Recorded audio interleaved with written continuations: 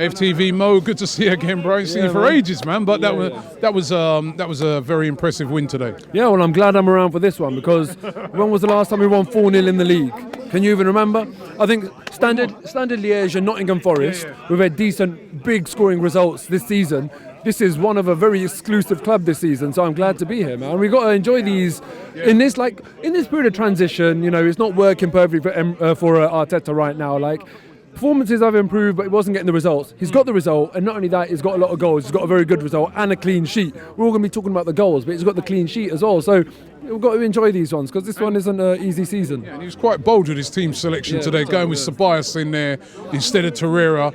That straight away signalled to me that he knows that Newcastle are going to come be very defensive, and he wanted to have a go at them. Though we didn't really see that in the first half. Yeah, look, I have to say, a lot of Arsenal fans have got to hold their hands up and say, what was our reaction when we saw the starting lineup? I thought it was unconventional. I wouldn't have gone with it.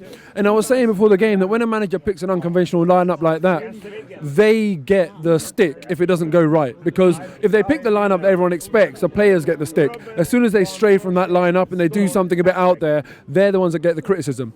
And Arteta, he picked an unconventional lineup and he got it bang on today. We have to give him a lot of credit for that. So he should get a lot of praise for that, because none of us would have looked at their shape, what they're going to do, what Newcastle are going to do in this game, in as much detail as the club staff and Arteta. He's seen it in more detail than any of us has. So we can all have our opinions, but he's the one that's looked at it more closely, and he got it bang on today.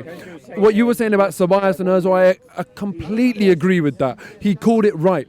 If we had drawn today and we had got Torreira and Xhaka playing in that, we'd be giving him pelters. So we've got to hand it to Arteta. Well done, you got it bang on. And a much better performance by Pepe today. Yep. As a matter of fact, recently he's starting to show us what we paid all that money for. 100%, yeah, but there's more to come as well. This isn't his level. This isn't something we're going to be happy with. You know, he needs to go on from here, and I'm sure he will. But look, don't take it from me. Take it from the great Dennis Bergkamp.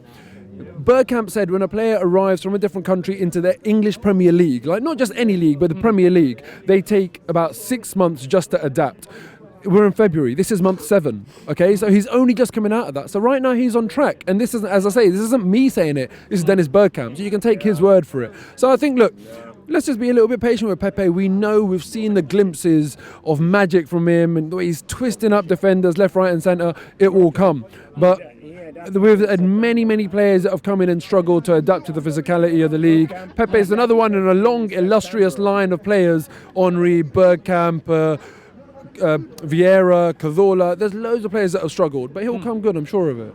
Realistic finishing for this season. Do you know, I'm not even looking at the table, Robbie. For me, when Emery had his first season, I said, look, it's a free one, right? And now Arteta has come in even more difficult circumstances. You're not following the guy who's following Wenger. You're following the guy who's following the guy who's following the guy that's followed Wenger. So he's coming in incredibly different circumstances, not starting from scratch, actually starting from like square -1, because the morale of the team was lower. And because of that, I'm not looking at the league table. It's a complete free one. My main focus is actually, let's go and win a trophy, because that's what Arsenal need to do. Because I don't care how bad it gets, we're still a massive club. We need silverware. So the point is, let's go win the FA Cup. Let's go win the Europa League. Bro, 1 second, man. Let's go get the Europa League as well. There's a massive game on Thursday. And we need to go and make sure we do well in that.